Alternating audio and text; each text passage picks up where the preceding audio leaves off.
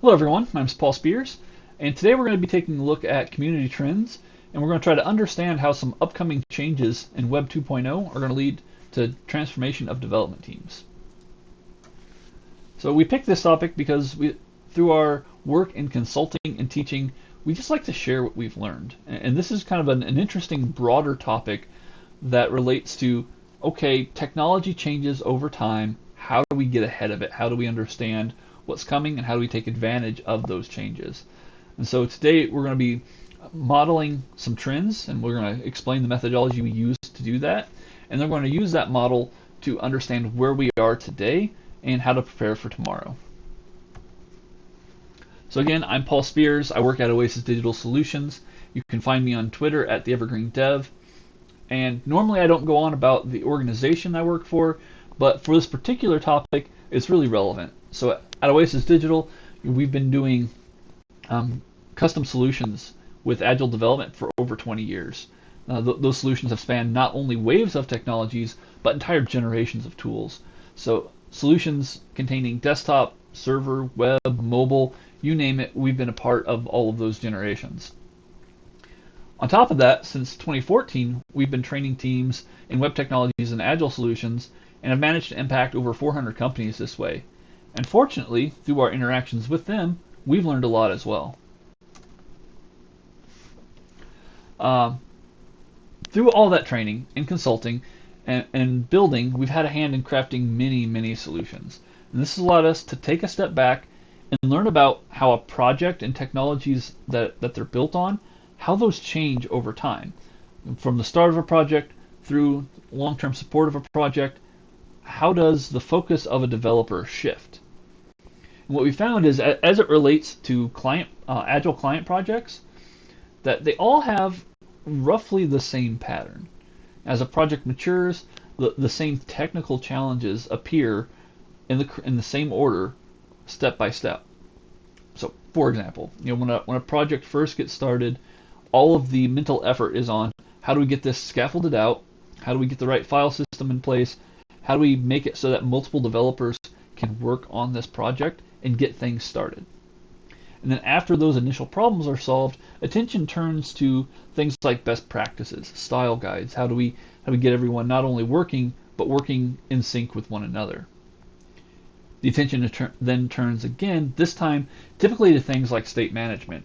How do I build my features, scale my features, and deal with the complexities that are involved with that in a sane way that is the same from one feature to the next.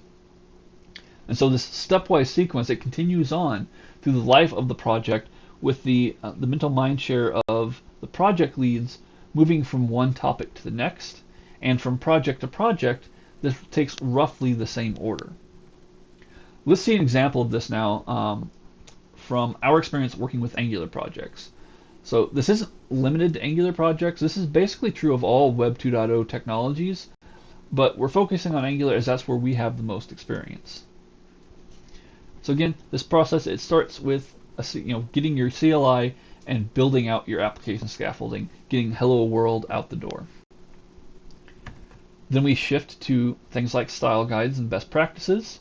We see how once that's in place, it drops off pretty quickly and then goes to being on mostly autopilot. And then state management. State management is a big one, takes up lots of mind share for a long period of time, as it's at the core of allowing you to do feature development. Then unit testing, following a very similar curve to state management. This makes sense because feature development involves not just shipping the feature, but verifying it does what you need it to do. And then we see a pretty distinct shift here where the mental mind share goes towards design. And by design, I don't mean should this button be another 5 pixels wide. We mean more about the technical application of design. How do we deal with building our own design system? Given a design system, how do we technically interleave it into our project? How do we manage our CSS and our style sheets in a way that scales and allows designers to more directly impact the application?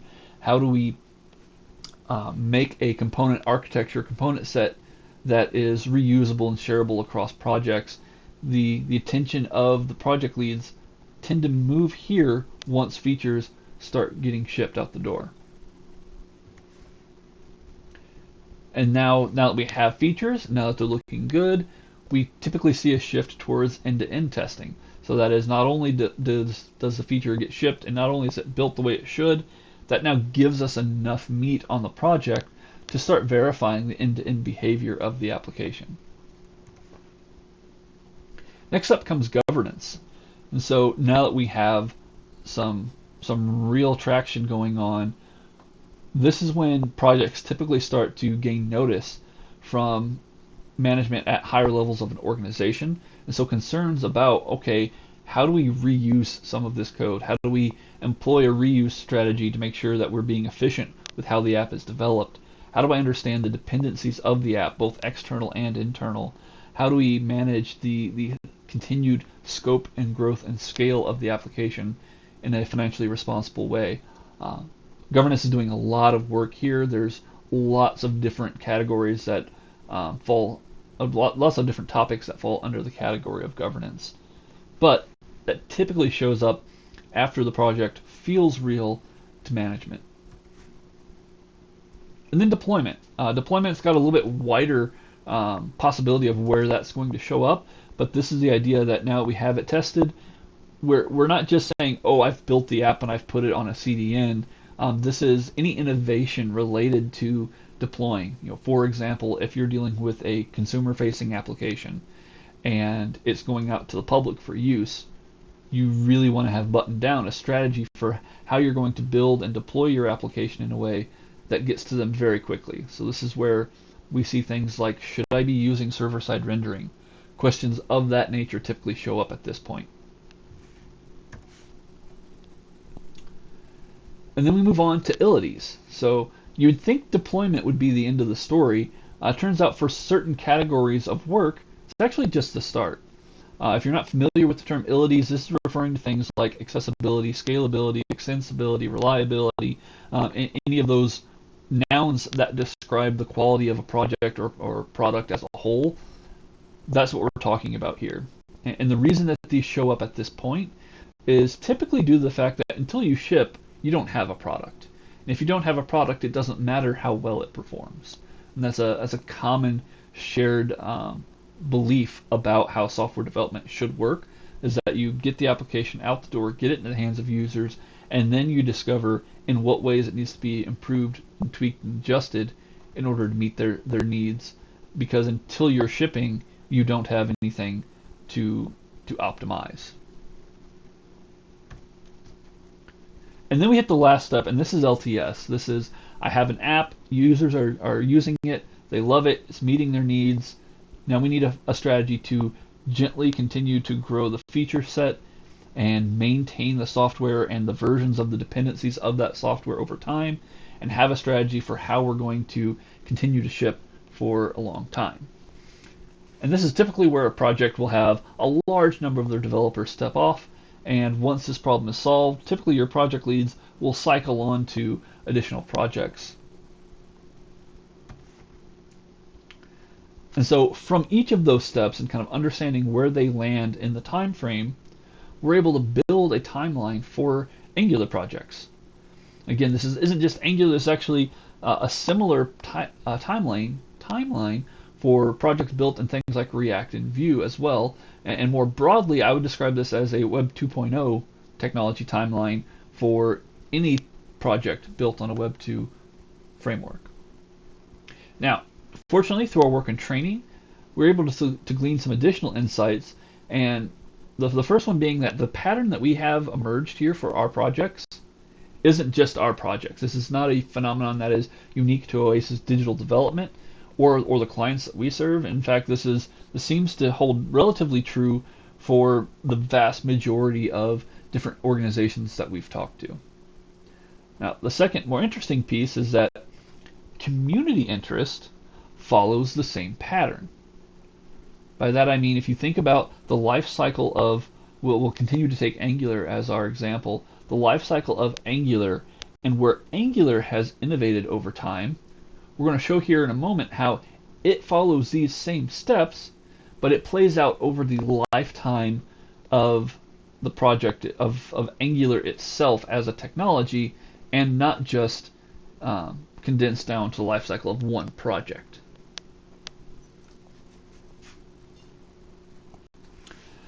So when we go back and we look at all the trends of student questions, how our curriculum changed, topics of talks at conferences, the names of conferences themselves, YouTube videos and their release dates, Pluralsight courses and their release dates, all the ones that were popular during different time frames, again, we see this same sequence of topics play themselves out. Not only that, but we've also watched it play out over the life of multiple technologies. We've been using Angular as a description here, but this same sequence of events was more or less true for topics within the world of Windows desktop application development, back when we were doing Delphi development. And so we've witnessed these entire generations repeat themselves. And this is where I had my big aha moment.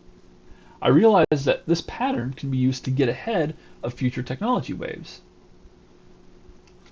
To test this idea out, this theory out, let's take a look at the timeline we have today for Web 2.0 technologies.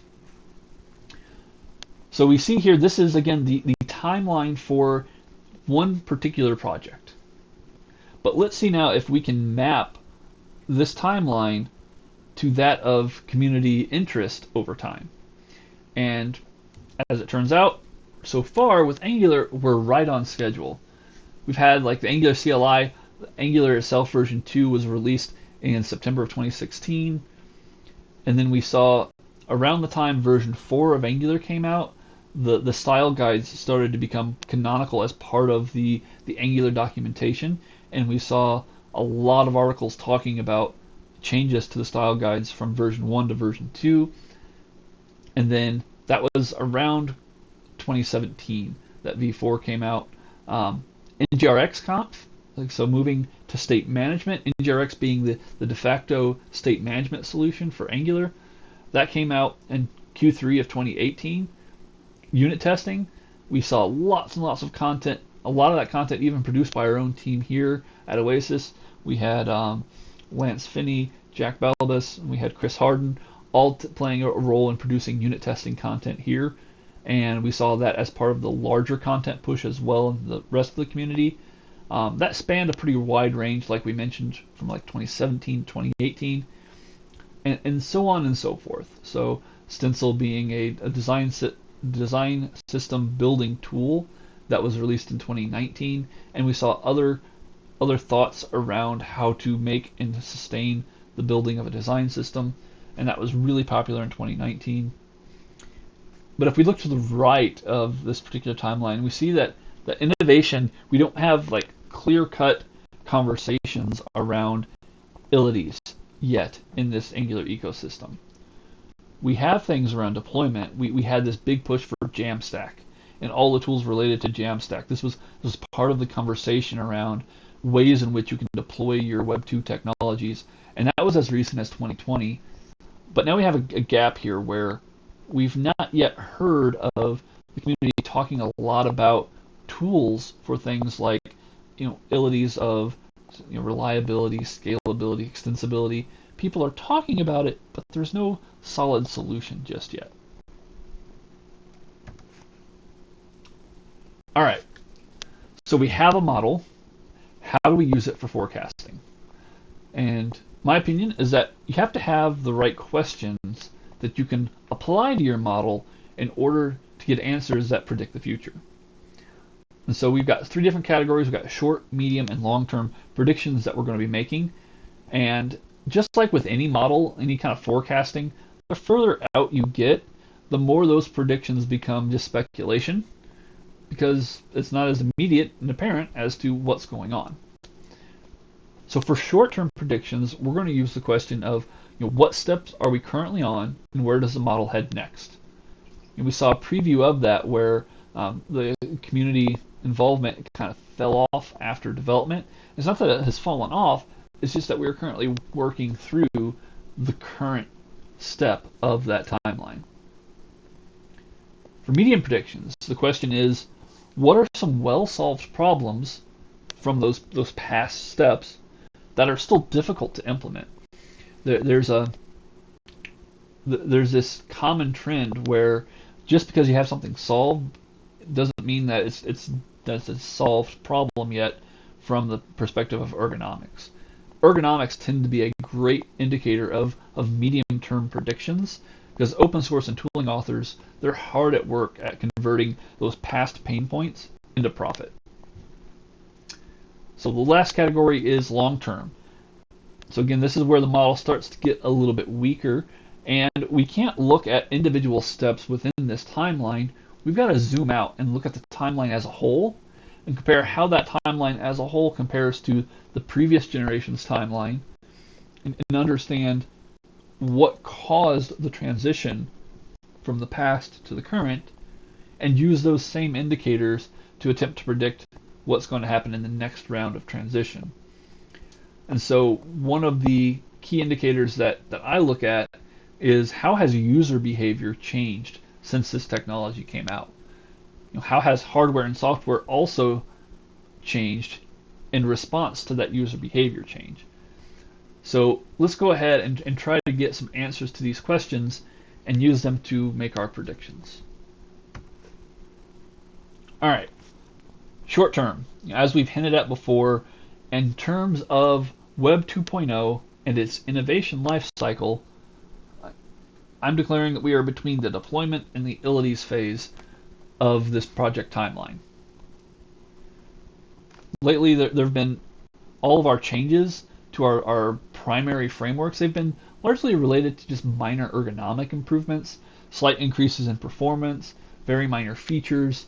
There hasn't been any groundbreaking changes as it relates to any of these past steps. And furthermore, where we're at on our project timeline right now is we've got lots of evidence that suggests that folks are working through these challenges of ilities. Furthermore, we begun sunsetting questions about governance, such as dependency management and code sharing. That's a pretty well solved problem with NX.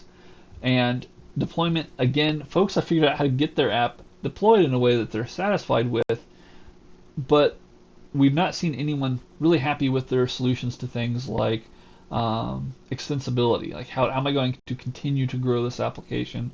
We've not seen things that are well answered for questions like reliability, usability. How do I know if my app is doing what the user really wants it to do? So, what does the timeline say the solution to this problem is? Well, if we look back at past generations, it tells us to expect that the community will begin to provide app telemetry solutions to these problems. So things such as talks, conferences, open source tooling, libraries are framework-specific libraries that allow you to tap into the power of things such as app observability.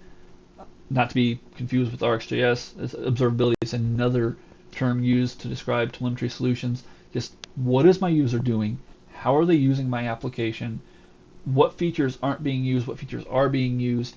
How do I leverage the information about how a user interacts with my app to improve it? I suspect that is what we're going to start seeing from the community next.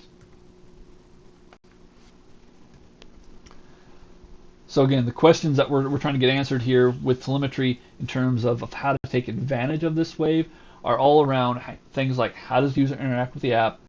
How long does it take them to complete common tasks? Can we improve the user's experience and their throughput by simply taking the time it takes them to do common repetitive tasks and reducing it? How long are users' sessions? What is their bounce rate? What ways can I measure the application beyond just what my hosting provides in order to understand what can be improved? Another performance indicator is simply that of performance. For things like embedded systems, oftentimes you have key constraints around how the app performs from a runtime perspective, and so you can utilize telemetry to get insight into that as well. So at Oasis, we've got multiple clients that are expressing needs for such tooling today.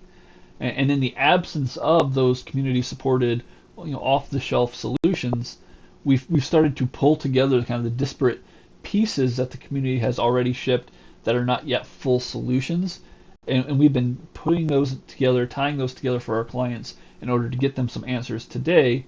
But again, keep an eye out for that to change in the near future. So how can you take very specific action knowing that this is coming? Well, this is more about knowing what's coming for your application.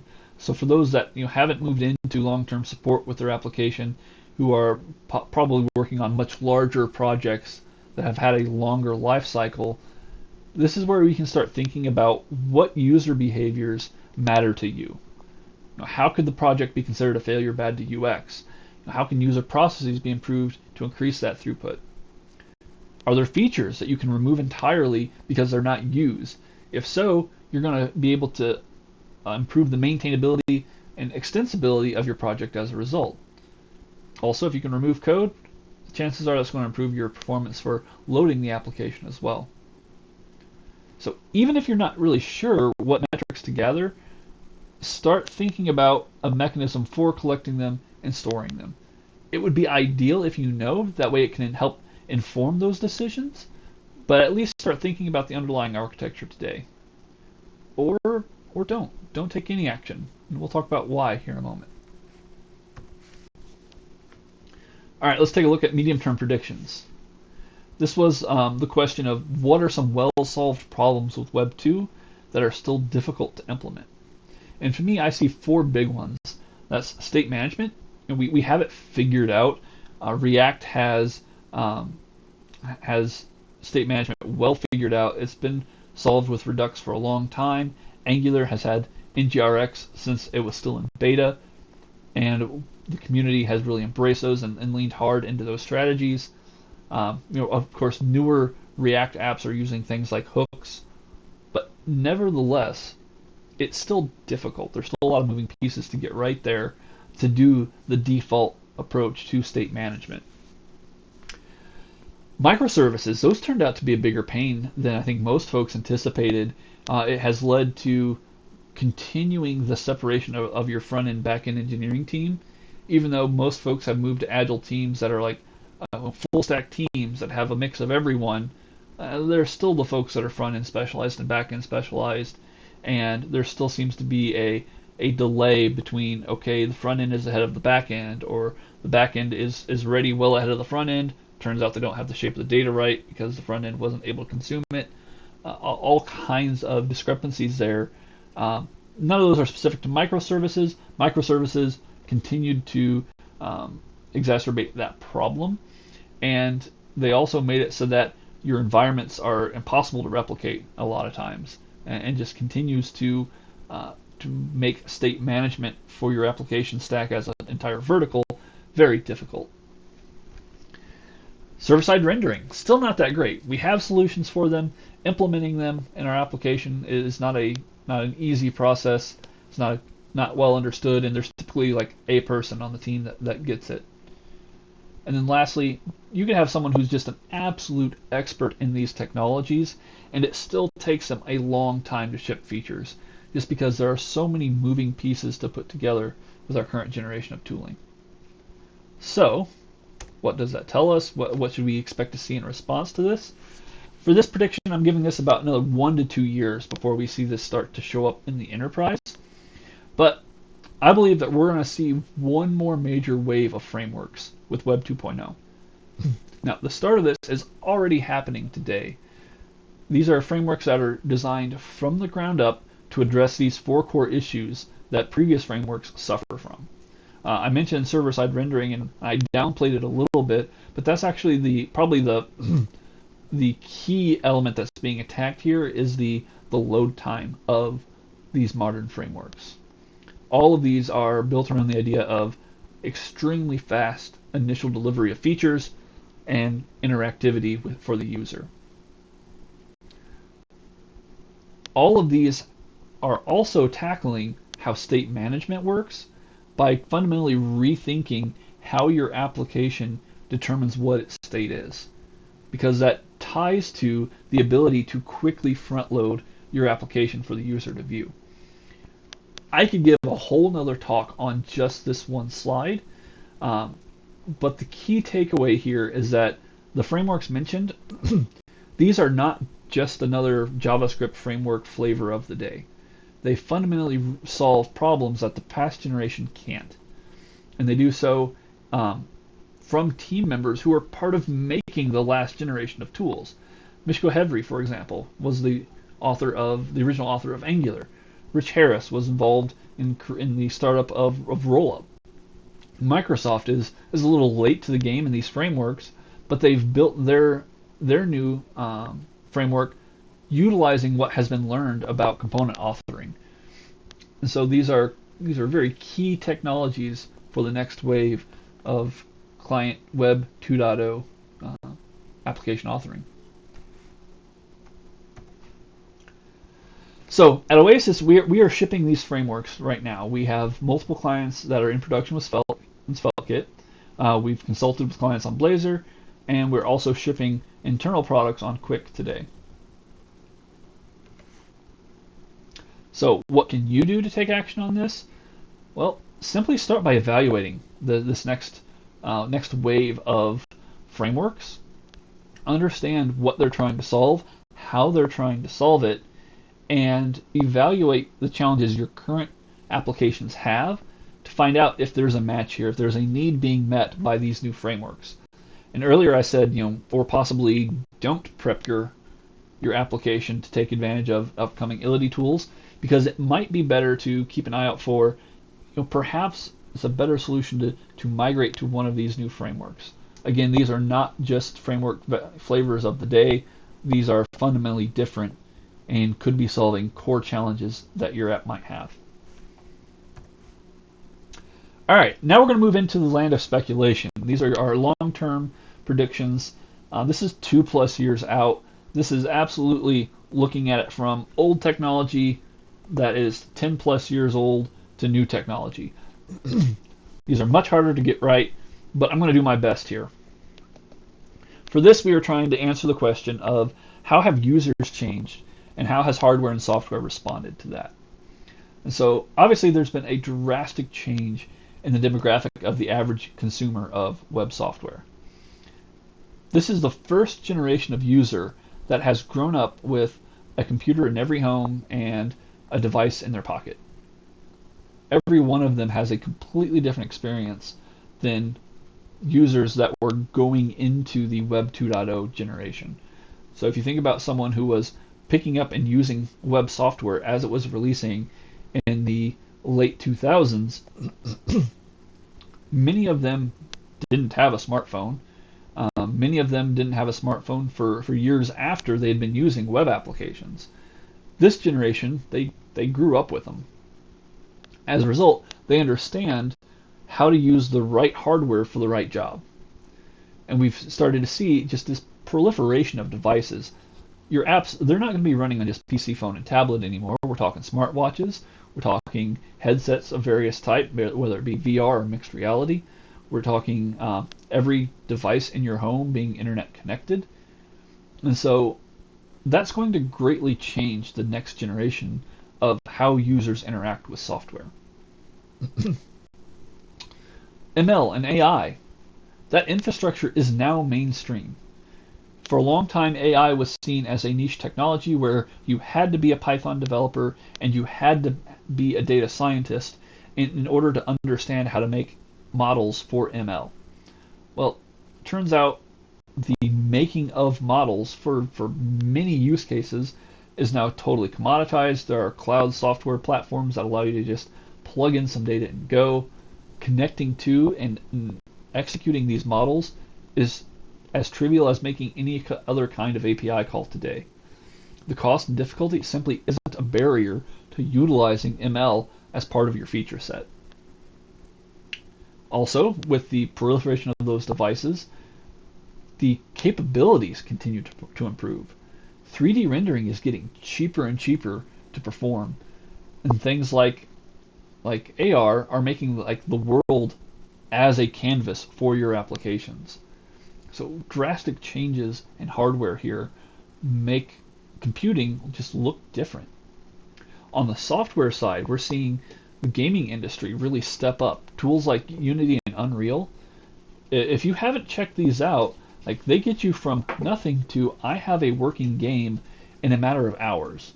And while this seems like a great toy, that means the application to enterprise is just right there and ripe for the taking. So, knowing that we have those changes, what can we expect to see? Well, personally, I think digital twin and immersive training is going to be the spearhead of how all of those different factors are going to drive development away from web technologies and into 3D development, spatial computing, and the production of ML just as commonplace in your application feature sets. Again, things like Unity and Unreal, they're going to continue to lower that barrier of entry into those above fields.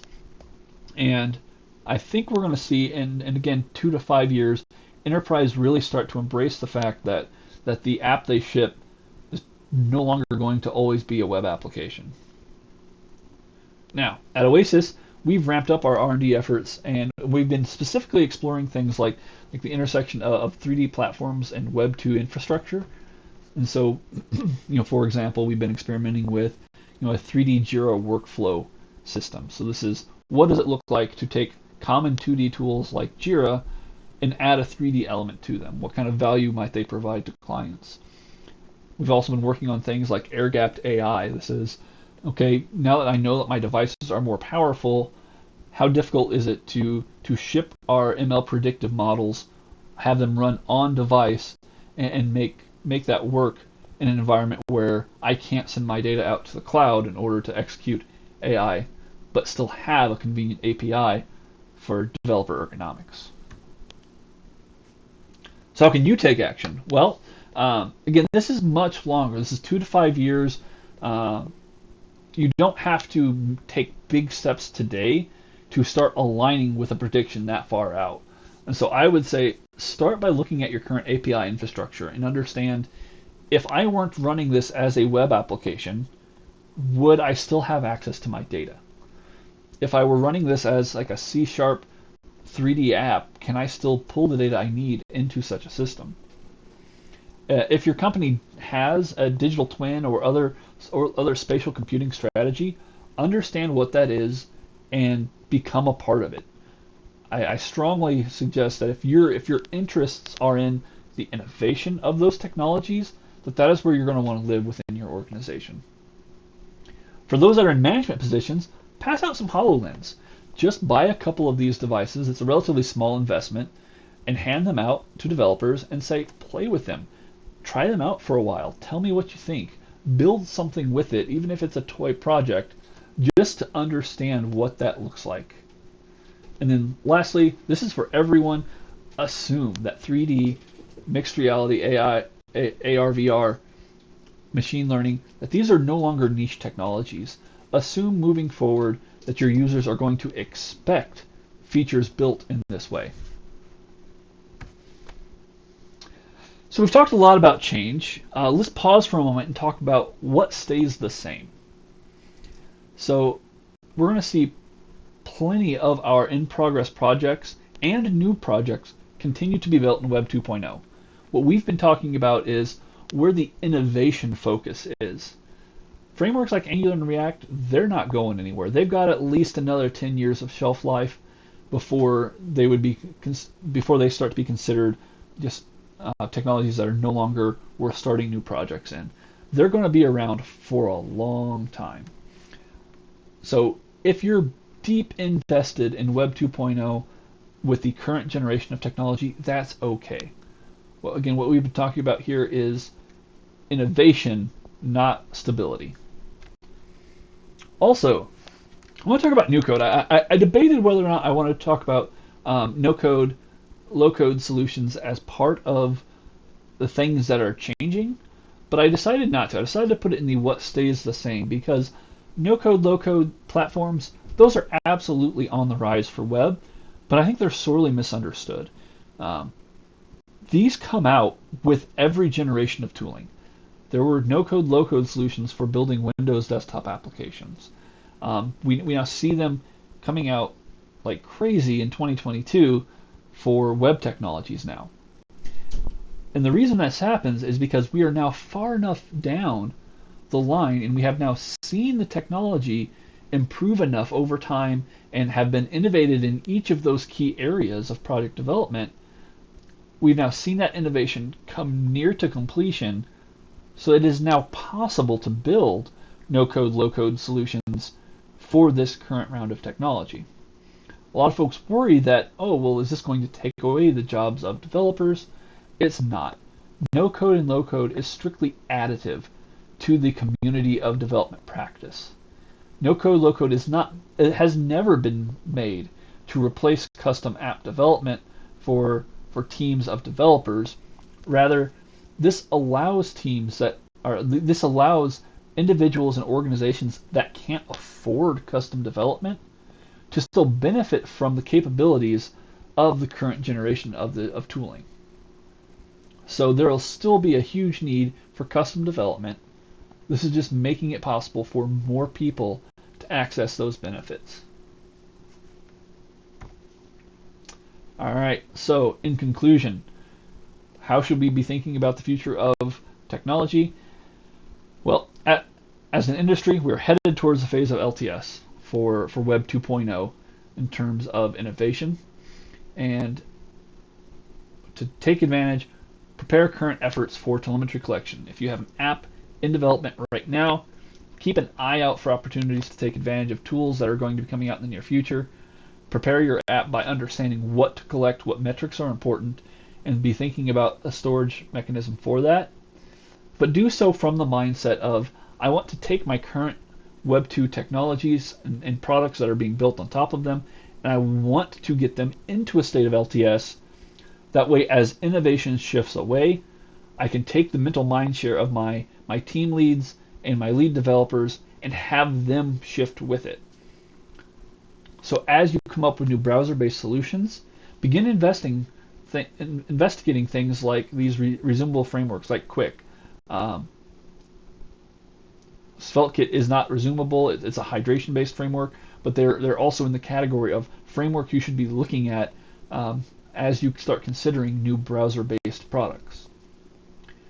All other efforts, non-browser-based, start understanding how your client data infrastructure can be used to empower apps built on these emerging platforms. So, that's what I had to talk about. I appreciate you for listening. Again, you can always reach out to me on Twitter at @TheEvergreenDev. You can always learn more about Oasis Digital on our website. Thanks for your time, and I'll talk to you later.